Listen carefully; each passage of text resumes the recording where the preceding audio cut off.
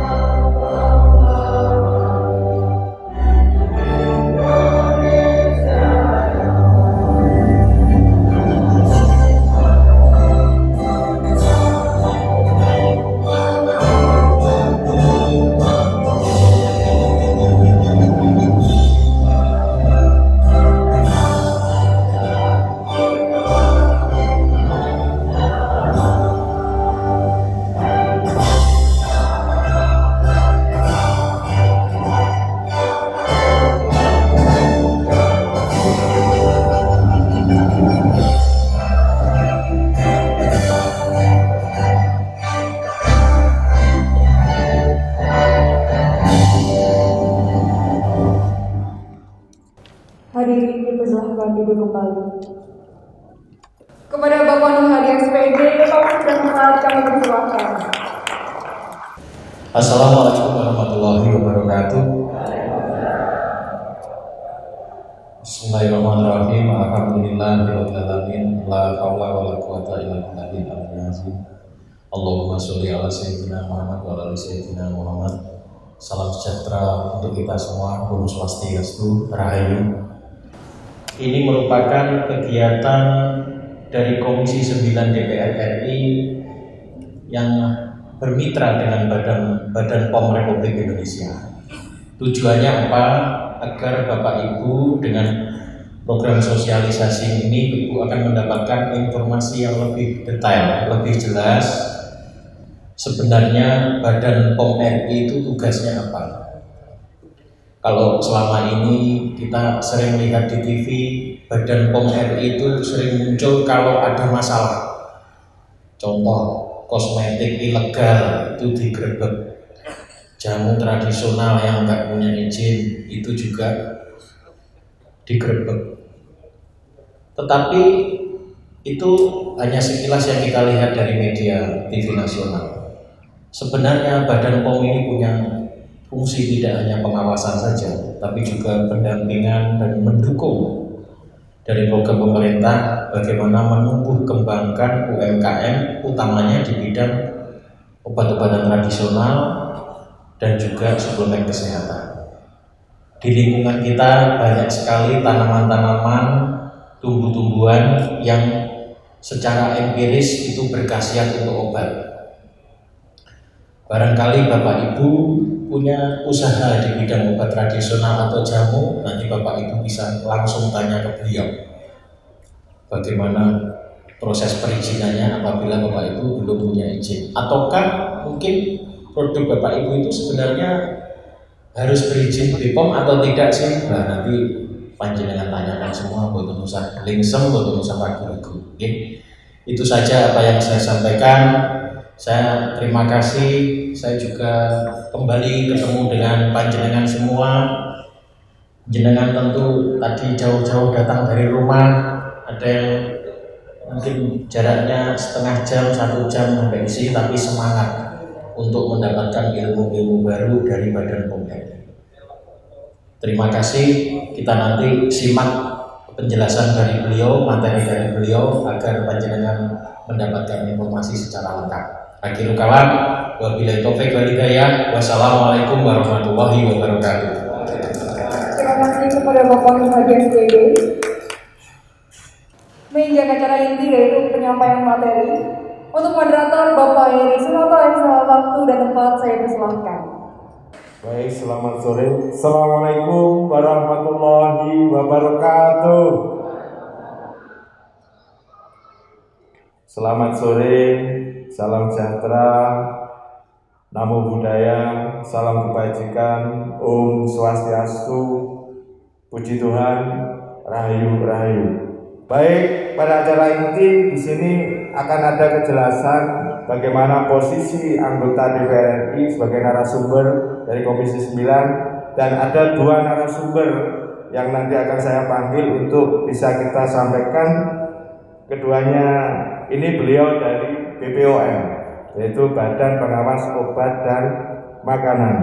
Yang pertama, langsung saja saya panggil Ibu Dr. Anda Yusmelisa APT selaku Koordinator Pengawasan Informasi Produk Obat Tradisional, Obat Kuasi, dan Suplemen Kesehatan. Waktu dan tempat kami mohon Bu Melisa untuk naik panggung.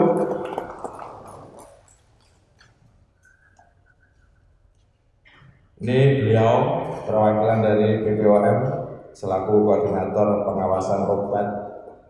Yang berikutnya masih ada 1 narasumber dari BPOM juga. Beliau adalah subkoordinator satu tim dengan Bu Dr. Anda Yusmelisa. Kita panggil Pak Purnama Dwi Tistianto, sarjana farmasi apoteker. Oke, ketiga narasumber sudah hadir di hadapan kita yang nantinya akan menyampaikan secara porsinya, tetapi secara garis besar saya sampaikan bahwa Komisi 9 yang hari ini tempat Pak Nurhadi bekerja itu mitra kerjanya adalah di bidang kesehatan, kependudukan dan ketenagakerjaan, dan lembaga non-kementerian, yaitu salah satunya BPOM, yang akan mengedukasi bagaimana selama ini proses yang harus dijalankan bagi pelaku usaha, khususnya di bidang obat tradisional dan makanan. Sejauh mana prosesnya, sejauh mana harus dijalankan. Ketiga narasumber ini akan menyampaikan pokok materinya, sehingga nanti masyarakat lebih jelas bisa menyampaikan ke publik bahwa negara hadir melalui BPOM dan Komisi 9 untuk melindungi hak rakyat, yaitu terkait produk tradisional. Apalagi kita ini sebagai negara sumber bahannya obat tradisional dan makanan yang berbahan tradisional. Pertama, Bapak Nurhadi selaku Komisi 9 sebagai legislator dan pengawasan maupun penentuan anggaran, waktu dan tempat untuk menjelaskan posisi beliau yang akan menjelaskan Komisi 9 terkait dengan BPOM dan program kerjanya. Assalamualaikum warahmatullahi wabarakatuh. Dari kami Komisi 9 DPR RI, Bapak Ibu, peran dari Badan POM RI ini sangat vital karena termasuk vaksin yang akan diberikan kepada seluruh rakyat Indonesia secara gratis, ya, baik itu vaksin dari luar negeri maupun vaksin yang insya Allah produk dalam negeri nanti juga akan ada, vaksin merah putih, ya. Itu semua harus melalui uji klinis di Badan POM RI atau harus mendapatkan izin dari Badan POM RI. Karena di Badan POM RI ini banyak tenaga-tenaga ahli, banyak ilmuwan yang strata pendidikannya cukup tinggi dan ahli di bidangnya, utamanya di produk-produk kesehatan, termasuk juga di obat-obat tradisional. Nah, Bapak Ibu dari Komisi 9 menyarankan kalau nanti Bapak Ibu menerima jadwal mendapatkan vaksin dari pemerintah, ya, vaksin COVID-19, Bapak Ibu tidak usah khawatir, ya, insya Allah aman. Dan sudah sekian juta rakyat Indonesia yang sudah divaksin. Memang yang didahulukan adalah yang rentan-rentan terkena penularan COVID-19, seperti pelayan publik, tenaga kesehatan dari TNI, Polri. Kemudian kalau masyarakat biasa ini ya diutamakan yang lansia. Tapi insya Allah semua masyarakat nanti akan dapat gilirannya jadwal dapat vaksin, dan itu insya Allah aman untuk kita. Gunanya apa ibu-ibu, bapak? Agar tubuh kita ini imunnya makin kuat, sehingga seandainya kita kena COVID itu insya Allah sudah kebal, ya. Walaupun tetap tidak bisa hanya mengandalkan vaksin saja, tetap harus prokes, protokol kesehatan, yaitu selalu pakai masker. Alhamdulillah ini 100% pakai masker semua, jaga jarak, ini duduknya juga sudah ditambah dengan jaga jarak, dan juga sering cuci tangan. Nah, di sisi lain obat tradisional atau jamu atau orang lain mengatakan herbal itu juga sangat penting Bapak Ibu untuk membantu menguatkan imun tubuh kita. Selain daripada makanan bergizi, olahraga yang teratur, dan istirahat yang cukup. Obat-obat tradisional atau herbal atau jamu yang ada di sekeliling kita seperti jahe, kunyit, ya, kemudian temulawak itu sangat bagus. Kemarin yang ambulan dari Laskar Panji Peduli Tulungagung, Yayasan Laskar Panji Peduli Tulungagung itu punya ambulan yang gratis. Kalau di saudara kita yang memerlukan, itu beberapa kali dibuat untuk mengantar jenazah COVID di Tulungagung. Nah, drivernya itu saya tanya, apakah nggak ada efek dari kondisi tubuhnya, mungkin terasa sakit, demam atau bagaimana? Beliau menyampaikan sempat demam, tapi setelah dimakan nih itu ya, bawang lanang, jadi ngeremus bawang lanang itu 2 siung, itu insya Allah itu alhamdulillah besoknya sudah bergas, sehat lagi. Betapa pentingnya herbal ataupun jamu ataupun empon-emponan yang ada di sekeliling kita. Nah, dari Badan POM nanti akan menjelaskan detail terkait 2 poin tadi, yang aman untuk dikonsumsi maupun bagaimana tata cara proses perizinannya. Agar nanti Bapak Ibu punya rentang waktu yang cukup untuk tanya jawab, nanti kita langsung saja ke materi beliau. Dari saya ucapkan terima kasih, mohon maaf bila ada kekurangan. Wabillahi taufiq wal hidayah. Wassalamualaikum warahmatullahi wabarakatuh. Waalaikumsalam warahmatullahi wabarakatuh. Baik, untuk selanjutnya narasumber dari lembaga terkait yaitu BPOM yang hari ini diwakili pertama oleh Ibu Dr. Anda Yusmeliza APT selaku Koordinator Pengawasan Informasi Produk Obat Tradisional, Obat Kuasi, dan Suplemen Kesehatan. Waktu dan tempat kita berikan ke beliau. Aplausnya untuk Bu Yusmeliza. Assalamualaikum warahmatullahi wabarakatuh. Selamat sore, salam sejahtera untuk kita semua. Om Swastiastu, Namo Buddhaya, dan salam kebajikan, salam kesehatan tentunya. Yang terhormat Bapak Nur Hadi sebagai anggota Komisi 9 DPR RI dan Bapak Ibu sebagai peserta KIE. Baiklah, saya ingin berdiri Bapak. Saya akan menjelaskan tentang cerdas mengkonsumsi obat tradisional dan suplemen kesehatan di masa pandemi. Bapak Ibu pastinya mengalami hal yang tidak enak ya pada pandemi ini ya Bapak Ibu ya. Ya baik Ibu. Nah, obat tradisional itu sebenarnya sama gak sih dengan jamu? Sebetulnya kalau jamu itu diminum secara segar. Tapi kalau obat tradisional telah dilakukan misalnya dibentuk dalam kapsul, tapi itu ada prosesnya, jadi dalam suatu proses. Jadi yaitu bahan atau ramuan bahan yang berasal dari bahan tumbuhan, hewan, mineral, sediaan harian, atau campuran dari bahan tersebut secara turun-temurun telah digunakan untuk pengobatan dan dapat diterapkan sesuai dengan norma yang berlaku di masyarakat. Ini ada empirisnya ya. Lanjut. Nah, ini juga obat tradisional karena bentuknya udah kaplek ya. Jadi bukan yang minum segar. Kalau minum segar itu namanya jamu. Nah, apa sih yang harus dilakukan? Ini kita Badan POM bekerja sama. Nah, inilah yang paling penting. Kita untuk membeli suatu produk obat tradisional atau suplemen kesehatan, kita ada istilah cek klik. Bapak Ibu udah ada tahu nggak sih tentang cek klik? Coba di sini ada tahu nggak? Belum ya? Jadi obat tradisional yang dengan cek klik ini, cek K itu kemasan. Untuk L-nya cek labelnya.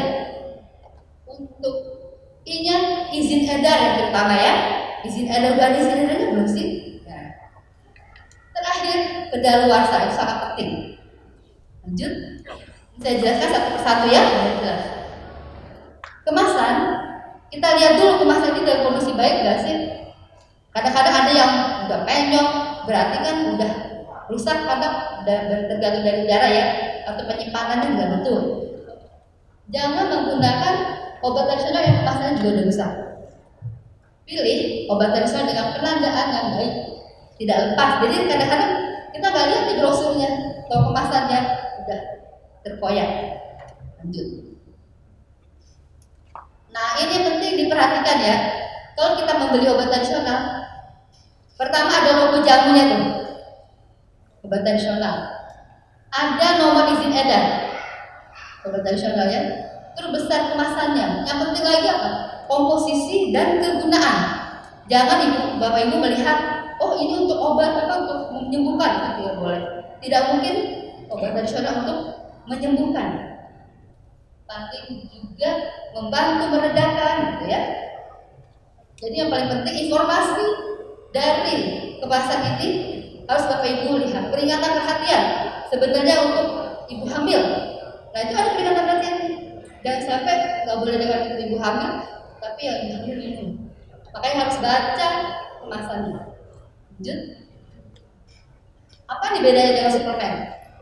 Suplemen yang tadi ya yang ada campuran jamu, ada vitamin, jamu dicampur dengan apa? Galenik dan galenik itu namanya suplemen kesehatan. Semuanya hampir sama, ada izin edarnya, lihat juga penggunaannya, bentuk sediaannya, aturan pakai. Itu juga harus Bapak Ibu lihat. Lanjut. Nah, kalau yang terdaftar, Bapak Ibu jangan lupa tuh lihat. Misalnya di nomor izin edar, jamu lokal itu nomor kodenya TR POM TR 9 digit. Kalau jamu impor POM TI 9 digit angka ya. Kalau lisensi POM TR 9 digit. Begitupun OHT obat herbal standar. Nah, apa sih bedanya? Obat herbal standar itu sudah diujikan terhadap hewan. Jadi ini lebih meningkat dari jamu. Udah gitu ada juga yang lebih meningkat lagi. Dia udah diuji ke manusia atau uji klinik. Ini namanya fitofarmaka. Nah, Ibu bisa lihat ini apa namanya tanda-tandanya, logo-logonya. Dan juga jangan lupa nilai izin edarnya. Lanjut. Nah, yang penting setiap ingin membeli produk ada cek BPOM. Nanti Bapak Ibu bisa lihat di aplikasi ya, di download ya nanti. Lanjut. Nah, ini cek kadaluarsa, ini paling penting. Apa sih? Batas akhir produk dijamin mutu dan keamanannya sepanjang penyimpanannya sesuai petunjuk penyimpanan. Misalnya Desember 2021. Nanti jangan diminum lagi kalau udah Januari 2022. Itu nggak boleh, itu dilihat ya. Itu expired namanya ya. Atau kadaluarsa. Lanjut. Nah, ingat, obat tradisional yang aman tidak memberikan efek yang cespleng ke instan. Karena kalau instan pasti ditambah bahan kimia obat. Tadi apa Bapak Ibu? BKO apa? Coba ada satu deh. Ibu coba depan, Ibu siapa namanya?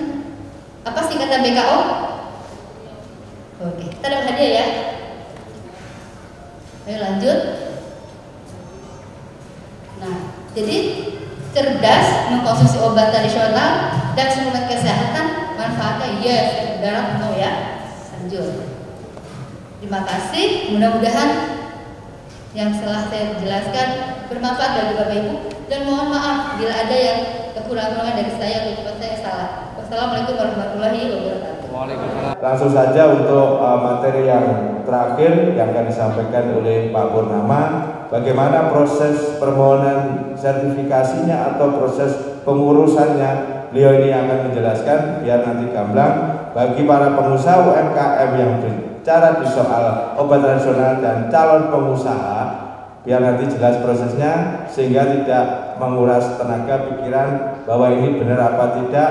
BPOM itu selama ini yang jadi isu itu seolah-olah menakutkan bagi para pengusaha obat tradisional dan makanan. Baik Pak Purnama, waktu dan tempat kami persilakan.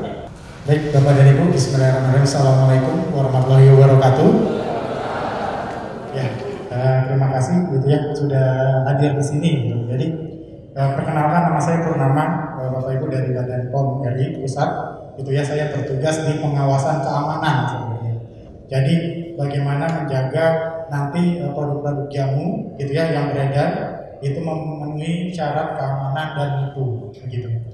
Jadi kita akan paparkan bahwa sebenarnya dapat izin Badan POM mudah apa tidak sih gitu ya? Cepat atau lama nih? Kemudian susah nggak gitu kan? Intinya Bapak dan Ibu dapat izin Badan POM itu mudah, cepat ya gitu ya, asal kita memang komunikasi yang insentif gitu ya, kami mendampingi Bapak dan Ibu dalam berusaha gitu ya, dan Bapak dan Ibu juga pasti nanti memenuhi persyaratan-persyaratan atau standar yang kami tetapkan gitu ya. Ini jadi yang saya sampaikan tadi bahwa CPOTB adalah syarat gitu ya Bapak dan Ibu untuk mendapatkan izin edar Badan POM gitu ya. Terus Pak, kalau saya cuma produksinya jamunya saya cuma buat seperti minuman, kemudian saya bekukan, kan karena banyak seperti itu ya, saya bekukan, saya tempel merek, itu expired tiga lebih dari 1 minggu 7 hari. Itu harus Badan POM atau enggak? Enggak. Silakan dijual untuk produk yang memang expired kurang dari 3 hari. Gitu ya. Kemudian saya ingin buat serbuk jamu, serbuknya aja nih, gitu ya, tanpa klaim, gitu ya, tanpa klaim dengan cara pakai. Itu izin edarnya harus Badan POM nggak sih? Enggak, bisa PIRT. PIRT Bapak dan Ibu cukup mengurus ke Dinas Kesehatan kabupaten kota setempat, gitu ya. Apa diberikan penyuluhan, kemudian dapat sertifikat, kemudian nanti baru PIRT, gitu ya. Kemudian yang Badan POM seperti apa? Kalau dan Bapak Ibu mengindikasikan, menuliskan ada klaim, gitu ya, untuk memelihara kesehatan yang banyak gerakan tubuh. Nah itu dengan baik lalu daftarkan ke obat tradisional. Nanti di situ Badan POM syaratnya apa? Gitu ya, syaratnya menerapkan CPOTB. CPOTB yang seperti apa? 2 aspek harus diterapkan, gitu ya. Gitu. Lanjut. Nah ini tadi sudah kita bicarakan bahwa Bapak dan Ibu tahap pertama hanya sanitasi izin dan dokumentasi, gitu ya. Lanjut. Nah ini adalah pedomannya, bukunya, gitu ya. Nanti Bapak dan Ibu bisa kami berikan, gitu ya, linknya, link materinya nanti diberikan panitia atau Bapak dan Ibu ada yang ingin, gitu ya, yang usaha di bidang obat tradisional bisa dapat menghubungi panitia. Coba di sana nanti kita berikan link. Itu isinya adalah buku panduan ya bagaimana Bapak dan Ibu menerapkan sanitasi higienik, menerapkan dokumentasi. Di situ ada, gitu ya. Lanjut. Nah, ini kebijakan kami dalam melakukan percepatan sertifikasi CPOTB. Lanjut. Nah, untuk mendapatkan CPOTB, Bapak dan Ibu pertama harus memiliki NIB, gitu ya. NIB melalui OSS, gitu ya. Nanti sudah dapat NIB, KBRI-nya Bapak dan Ibu urus, itu nanti untuk masuk ke namanya akun sertifikasi CPOTB, gitu ya. Nanti di situ Bapak dan Ibu baru melakukan pendaftaran untuk melakukan sertifikasi CPOTB. Gitu ya. Kalau di wilayah kita nanti akan berkoordinasi dengan Wakapolres di Kediri, gitu ya, untuk pendampingan dan audit dari CPOTB, gitu ya. Lanjut. Nah, ini dulu diatur gitu ya. Dulu Bapak dan Ibu pas zamannya Permenkes 006, Bapak dan Ibu harus mempunyai layout denah UMKM yang harus disetujui oleh Badan POM. Sekarang enggak, gitu ya. Sekarang silakan Bapak, tapi Bapak dan Ibu disyaratkan tetap berkonsultasi, gitu ya. Sebenarnya saya punya ruang produksi luasnya segini Pak, gitu ya. Terus kami mau CPOTB nih, kira-kira kami bagaimana ya, gitu ya. Nanti kami nyimpan produk bahan bakunya, simplisnya motornya di mana ya. Kemudian ketika mau produksi di mana ya, gitu ya. Kami bangunannya kecil, oh iya, pasti kita memberikan solusi, gitu ya. Silakan sekat, tapi dipisahin untuk produk jadi, untuk bahan baku, untuk area produksi, gitu ya. Nanti berkonsultasi dulu sebelum nanti membangun usahanya. Atau yang ada sekarang gimana nih, gitu ya. Minta pendampingan dari Badan POM. Oke, kita lanjut. Nah, Bapak dan Ibu, jadi ini tadi simplifikasinya Bapak Ibu hanya menyurat permohonan saja, punya NIB, KBRI-nya sudah sesuai, kemudian masuk ke sertifikasi, silakan komunikasi dengan Wakapolres di Kediri. Itu pasti perwakilan kami di daerah itu pasti akan mendampingi Bapak dan Ibu dalam mendapatkan CPOTB, gitu ya. Nah, ini sebenarnya kita punya program, ya, Badan POM punya program melalui Direktorat Pemberdayaan Masyarakat dan Pelaku Usaha Obat Tradisional. Itu namanya sistem si pemandu, sistem pembinaan terpadu. Artinya ini adalah program untuk mendampingi Bapak dan Ibu sekalian untuk dapat menerapkan sertifikasi CPOTB, gitu ya. Jadi bantuan ini apa? Gitu ya. Lanjut. Oke, lanjut. Nah, rata-rata nanti Bapak Ibu akan punya masalah, loh, saya belum punya penanggung jawab. Maka melalui pemandu itu Badan POM akan menghubungi asosiasi terkait, gitu ya. Misalnya Bapak Ibu butuh apoteker, ya, Badan POM akan menghubungi IAI, kalau itu IAI, untuk mencarikan untuk apoteker yang akan membantu produksi di tempat Bapak dan Ibu, gitu ya. Atau kita punya TTK, maka Badan POM akan berkoordinasi dengan PAFI, gitu, Persatuan Ahli Farmasi, untuk mendapatkan TTK untuk Bapak dan Ibu. Kemudian Pak, kami kekurangan modal nih untuk mengembangkan fasilitasi, maka kami akan koordinasi dengan Dinkes KUKM Provinsi, gitu ya. Jawa Timur kita pernah berkomunikasi untuk bagaimana pengembangan UMKM obat tradisional di Provinsi Jawa Timur. Begitu juga dengan Kemenko Perekonomian dan Kementerian Koperasi dan UKM, gitu. Kemudian kami juga punya program namanya Bapak Angkat, gitu ya. Bapak Angkat itu adalah nanti Bapak dan Ibu akan dibimbing oleh industri obat tradisional yang sudah maju, gitu ya. Kita punya program terhadap 6 industri obat tradisional ya, seperti sudah muncul, kemudian Borobudur, gitu ya, kemudian Konimax, yang lainnya untuk membantu UMKM agar mampu dia tetap, artinya dia mampu memproduksi obat tradisional dengan baik. Lanjut. Nah, ini program si pemandu tadi, gitu ya. Jadi tetap percepatan Bapak dan Ibu, jangan khawatir. Kami akan mendampingi, membantu Bapak Ibu untuk mendapatkan izin edar. Sebelum dapat izin edar tadi adalah mendapatkan sertifikat CPOTB-nya dulu. Karena nanti di akun Asrot namanya, asisten registrasi obat tradisional. Bapak dan Ibu akan dimintakan sertifikat CPOTB dulu untuk mendapatkan izin edar POM TR, jadi yang tadi Bu Ica sampaikan, POM TR atau obat tradisional. Lanjut. Nah, ini kegiatan yang sudah kita lakukan termasuk Jawa Timur. Kemarin nanti kita akan kembangkan lagi untuk program si pemandu ini. Lanjut. Ya, ini outputnya. Lanjut. Ya, lanjut. Terima kasih Bapak dan Ibu. Mungkin itu apabila ada pertanyaan bisa kita diskusikan terkait proses perizinan dan gimana sih lebih teknisnya tentang ini. Demikian dari saya. Assalamualaikum warahmatullahi wabarakatuh. Di sini BPOM sudah menjelaskan hadir sebagai bagian dari negara. Berarti hari ini kita sepakat bahwa BPOM itu bukan lembaga yang menakutkan.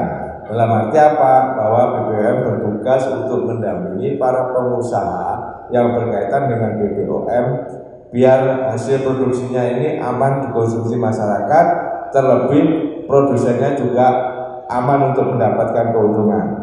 Oke, kita buka ruang diskusi biar nanti lebih mantap, Bapak Ibu bisa berkomunikasi langsung, dan juga sudah dijelaskan bahwa BPOM ini juga hadir secara digital, bahwa ada si pemandu sebagai upaya untuk kita memahami lebih dulu prosesnya sejauh mana. Baik, saya buka ruang diskusi. Ini ada 3 sesi. Sebelah kanan, Ibu depan, nanti sebut nama, dari mana, poinnya sejauh mana apa yang dipertanyakan. Monggo Ibu.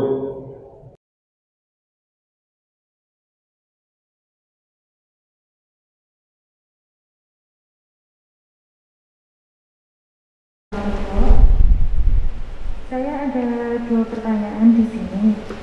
Semoga saja nanti membantu juga untuk yang lainnya.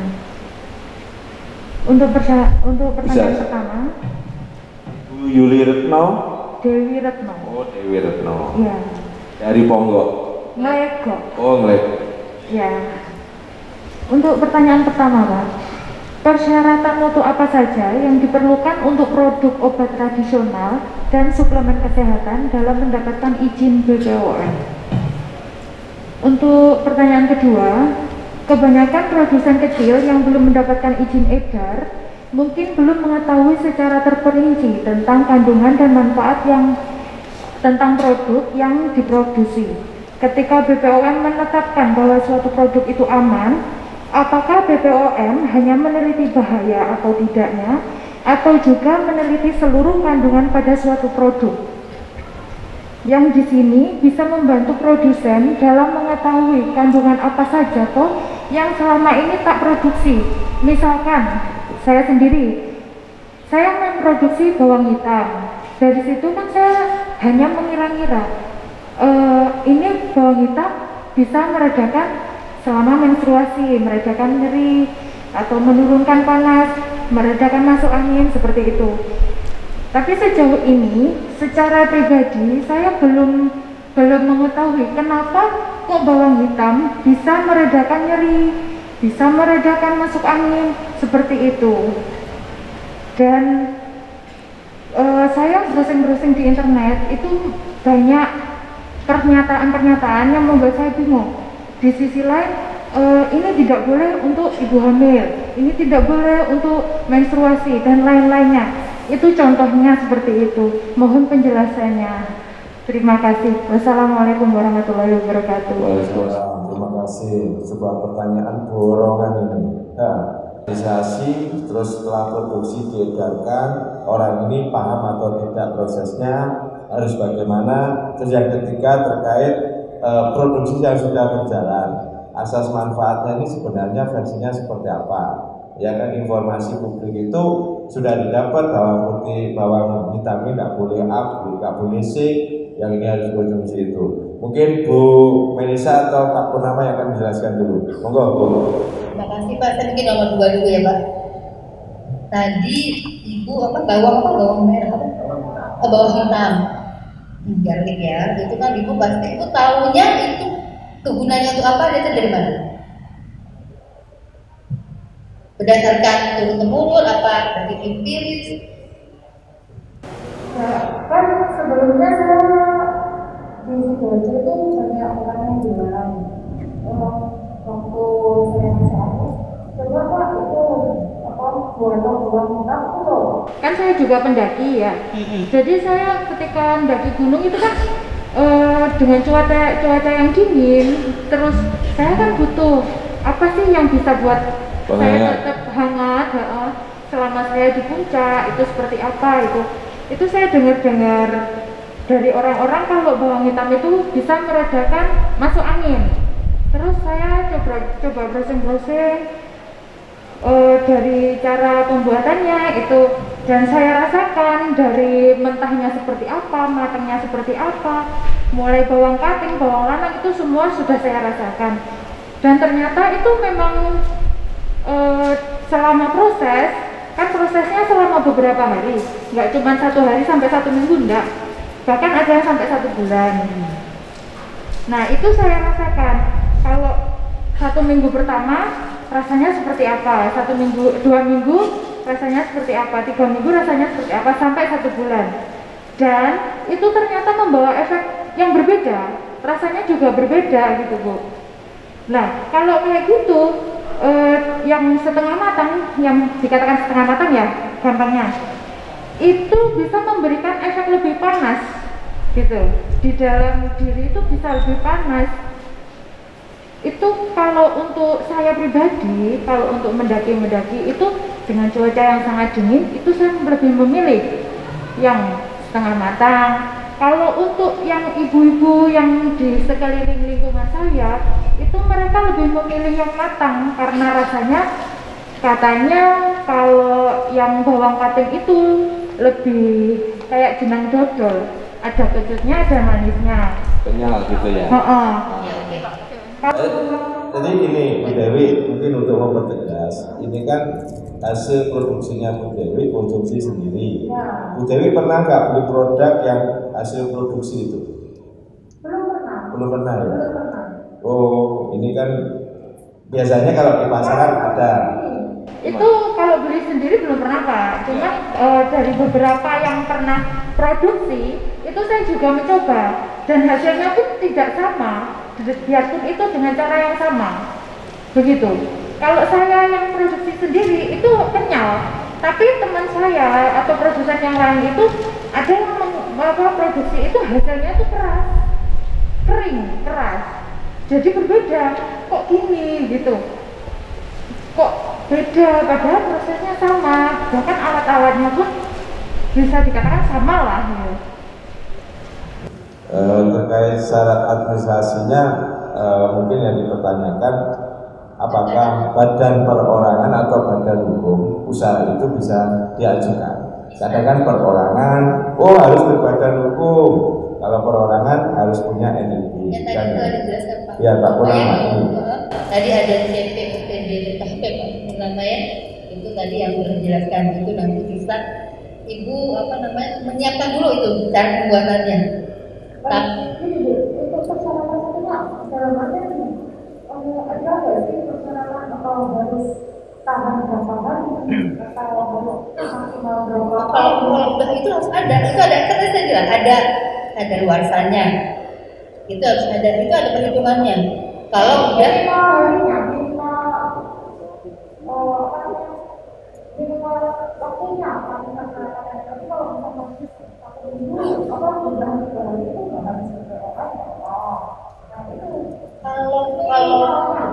kalau ibu tidak menyebutkan kegunaannya tadi untuk sakit itu bisa diaman PRT. Tapi kalau ibu menyebutkan klaim itu harus didaftarkan di Badan POM. Gitu loh. Berarti kalau itu ya kalau PRT dulu. PRT tapi jangan bilang klaim ya Bu.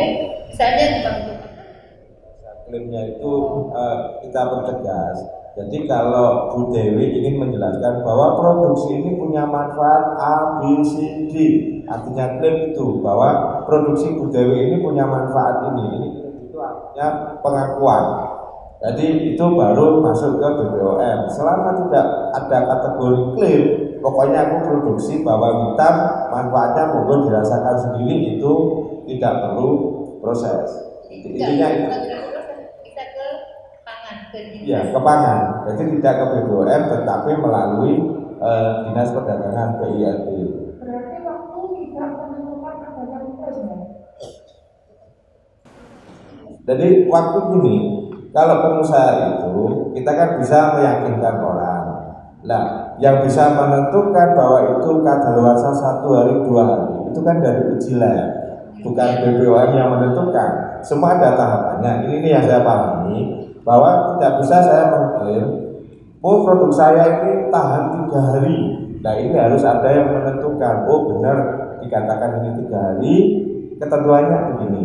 Tidak bisa kita berasumsi. Ya begitu ya Bu ya.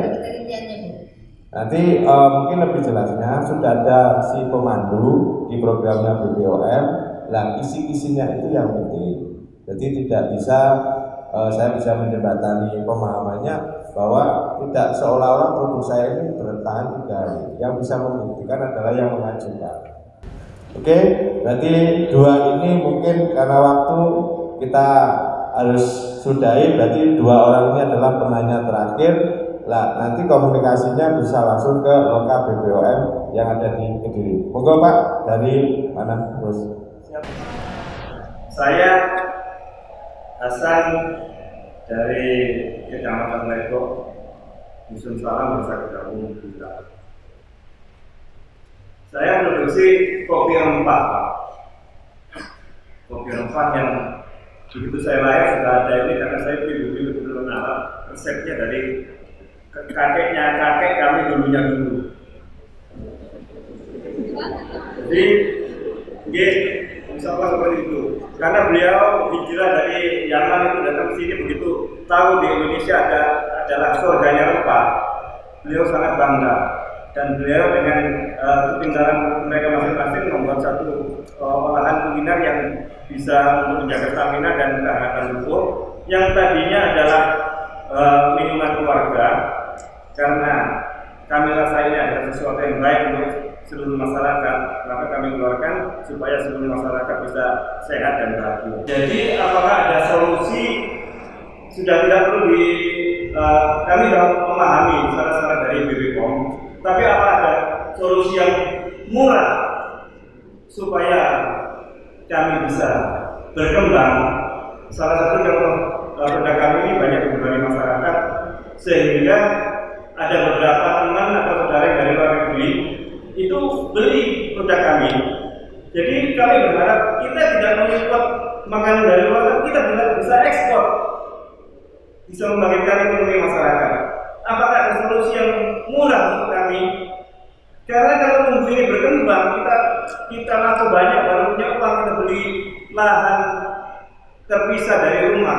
Kelihatannya terlalu lama, padahal sekarang kita harus bangkit sekarang ini.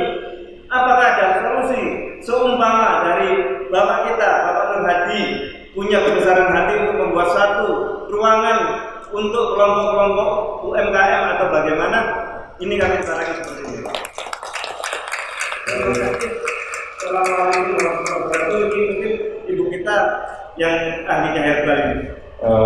Ini sekalian, jadi Pak Hasan ini pertanyaannya kepada Bapak ini, Bapak Nur Hadi minta ada ruang khusus bagi para pengusaha mikro ini dapat dinaungi. Intinya itu. Oke. Nah, jadi semoga produksinya bisa manfaat apa yang tadi disampaikan dalam video. Oke. Terkait Pak Hasan, bagaimana Bapak Nur Hadi punya inisiatif untuk membantu teman-teman UMKM ini bisa bersatu, bisa membangun, merubah ekonomi yang hari ini lagi terpuruk dari para pelaku usaha. Oke Ibu, selanjutnya. Terima kasih. Assalamualaikum warahmatullahi wabarakatuh. Saya Ibu Rohman dari Kecamatan Lodadi, dan kebetulan saya mengelola Taman Obat Keluarga Turi Putih, Pak. Dan alhamdulillah kami menjadi pemenang pemanfaatan program dana preso tingkat nasional tahun 2017. Wow, kita punya sejarah dan prestasi. Monggo. Alhamdulillah dari Jakarta kita sudah berkunjung, dari Dinas Kesehatan Provinsi juga sudah berkunjung, DPR sudah berkunjung. berkunjung, cuma takut dari saya dulu. Sering beliau kalau terjadi, tapi belum pernah berkunjung.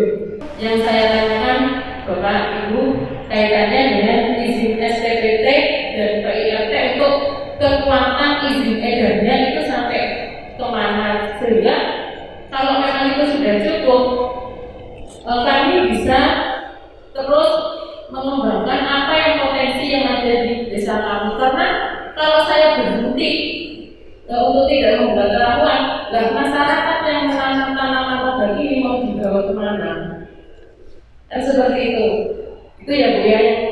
Mudah-mudahan kedepannya kita diberi difasilitasi untuk izin-izin seperti itu, sehingga kami UMKM bisa berkembang dengan modal yang tipis tapi semangat yang besar. Mohon Bapak Ibu yang punya itu kami bisa dipermudah, dan Bapak Luhadi kami mohon kedatangan panjenengan di tempat kami untuk menyemangati Turi Putih dan masyarakat sekitar.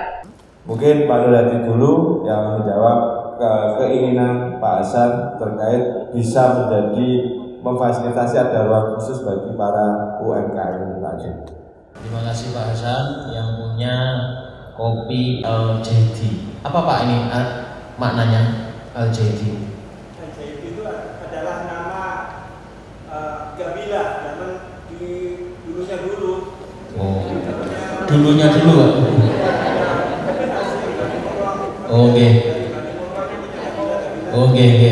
Yang tadi kakeknya jenengan tadi ya. Iya.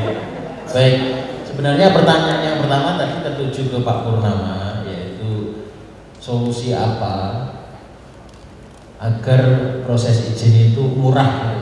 Tadi kan nanti mohon kita jawab oleh Pak Purnama, karena beberapa tahapan saya lihat tadi juga tanpa biaya. Kalau yang terkait fasilitasi dari kami mengawal Bapak Ibu yang punya izin, yang punya usaha mikro terkait obat-obat tradisional, insya Allah kami siap mengawal Bapak Ibu ya, karena ini memang bagian tugas saya di fungsi pengawasan Komisi 9 yang bermitra dengan Badan POM RI.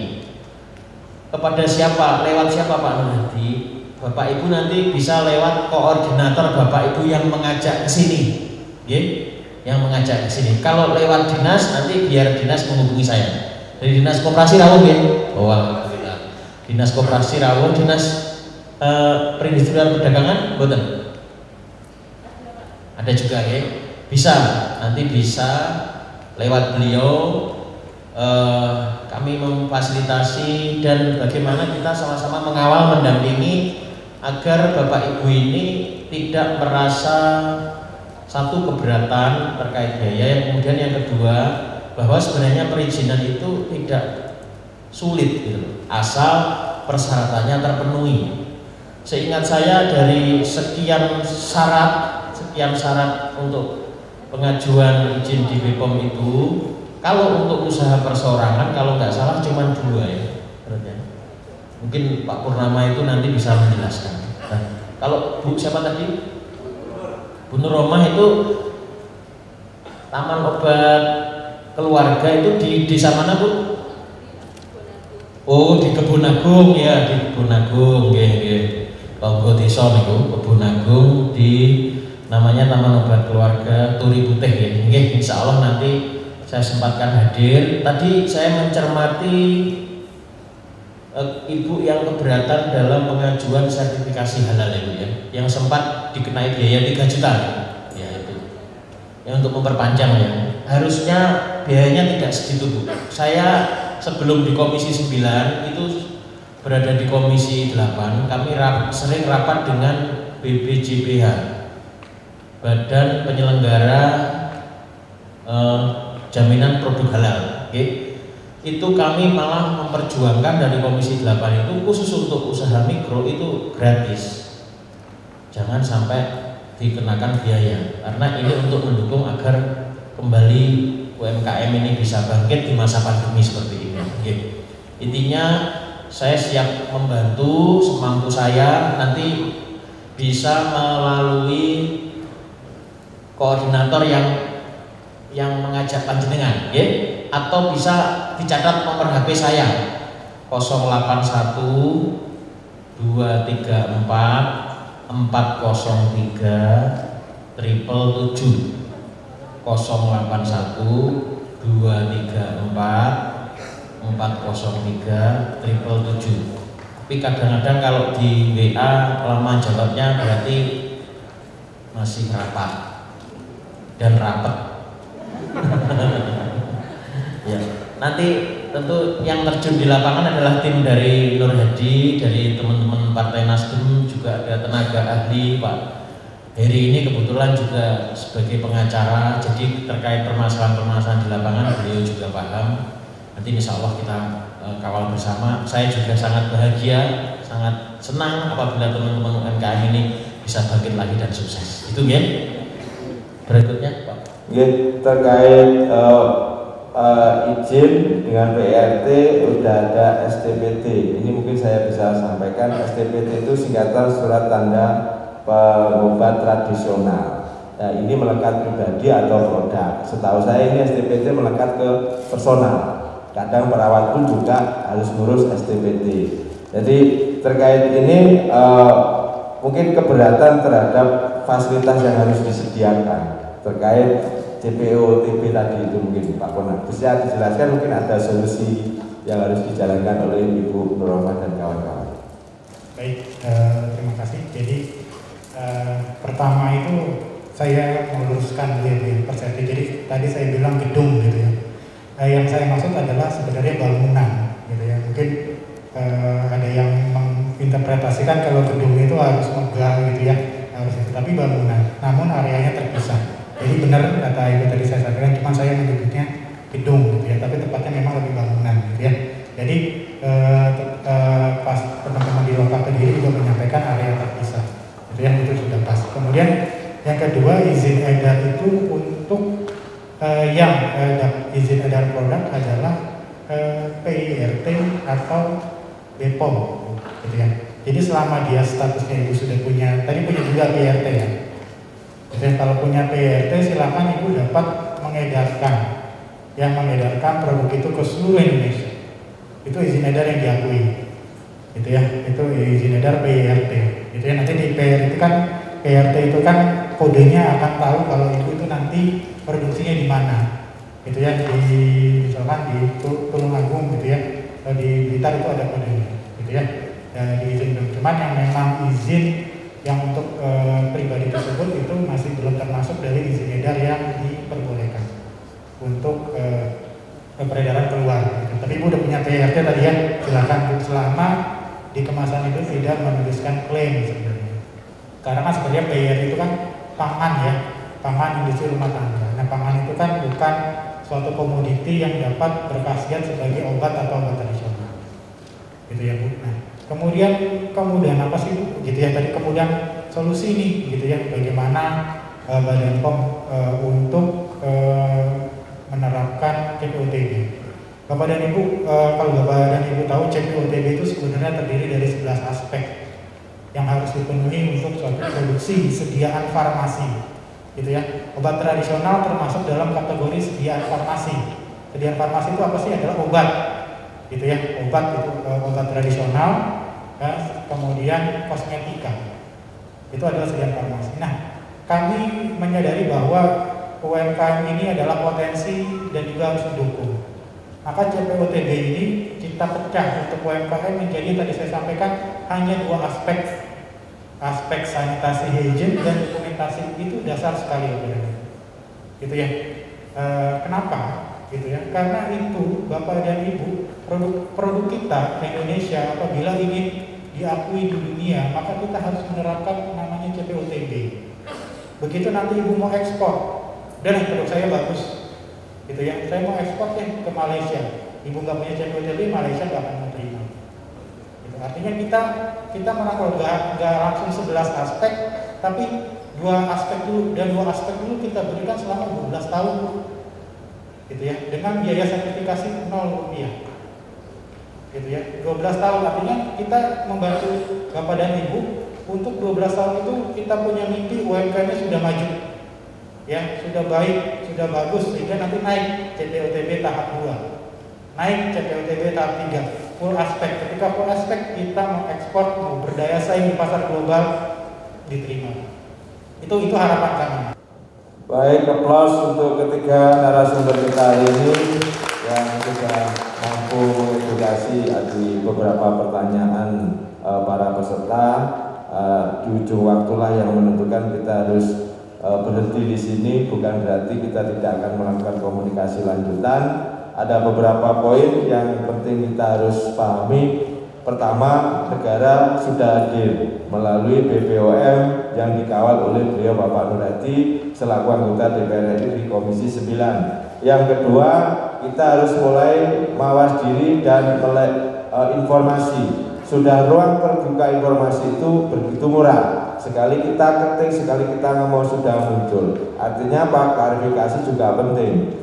Karena apa? Hoax masih beredar di wilayah kita. Artinya apa? Ini bisa merusak cara pikir kita, cara komunikasi kita. Yang ketiga, bahwa proses ini tidak ada yang tidak mudah. Artinya apa? Semua sudah proses dibuat ruang terbuka. Dan artinya apa? Kita harus mulai berproses sendiri. Tadi sampaikan pesan terakhir dari Pak Purnama, jangan menggunakan pihak ketiga. Karena apa? Disitulah potensi-potensi di mana masyarakat akan terkena informasi yang salah. Artinya apa? BPOM secara terbuka menerima masyarakat untuk melakukan konsultasi dan proses untuk mengurus proses edar untuk produksinya. Kurang lebih demikian yang bisa saya sampaikan. Dan terakhir pesan dari Pak Nur Hadi bahwa untuk proses ini komunikasi tetap jalan terus, baik dari Bu Nur Rohmah, Bu Ika, Pak Hasan melalui teman-teman yang sudah mengundang. Beliau sangat terbuka untuk kita menjembatani komunikasi. Dari saya moderator, apabila ada kurang lebih memimpin acara ini, mohon maaf yang sebesar-besarnya. Akhirul kalam, wassalamualaikum warahmatullahi wabarakatuh.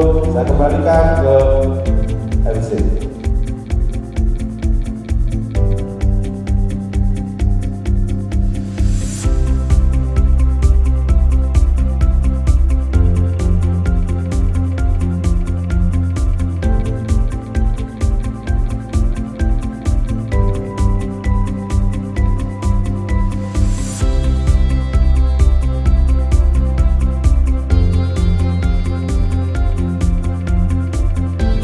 Baik, assalamualaikum warahmatullahi wabarakatuh. Pemirsa ABTV yang saya cintai, alhamdulillah hari ini saya mengadakan sosialisasi bersama dengan mitra kerja DPR RI Komisi 9, yaitu Badan Pengawas Obat dan Makanan atau Badan POM RI, ya. Dimana hari ini kita akan dihadiri oleh sekitar 250 peserta yang diadakan sebanyak 2 kali, ya, di mana banyak peserta yang hadir ini yang kita undang adalah para pelaku usaha mikro, utamanya usaha mikro di bidang obat-obatan tradisional atau jamu atau herbal dan juga suplemen kesehatan. Nah, kenapa sosialisasi dari Badan POM RI ini penting? Karena banyak sekali keluhan di masyarakat kalau mereka punya produk unggulan, ya, produk mikro unggulan seperti jamu ataupun juga minuman-minuman kesehatan, mereka itu punya persepsi bahwa mengurus izinnya itu sulit. Bahkan ada yang bilang mengurus izin itu perlu biaya mahal. Nah, ini yang saya datangkan langsung mitra kerja dari Komisi 9 DPR RI, dari Badan POM RI. Nanti para pimpinannya akan sosialisasi langsung kepada masyarakat, kepada para tamu undangan dari para pelaku UMKM mikro ini, agar nanti bisa jelas, ya, bisa jelas, tidak ada yang ditutup-tutupi bagaimana proses tahapan untuk mengajukan izin dalam bidang usaha obat tradisional dan suplemen kesehatan.